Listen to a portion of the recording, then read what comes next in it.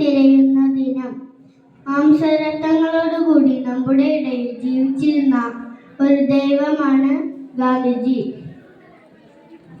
അദ്ദേഹത്തിന് മരണമില്ല.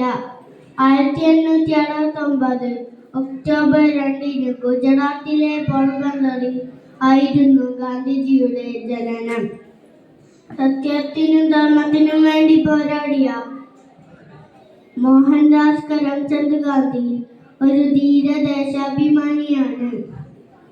പ്രവർത്തിക്കുക അല്ലെങ്കിൽ മരിക്കുക എന്ന ഗാന്ധിജിയുടെ ആഹ്വാനം ഇന്ത്യൻ ജനതയെ ആവേശം കൊള്ളിച്ചു. 1948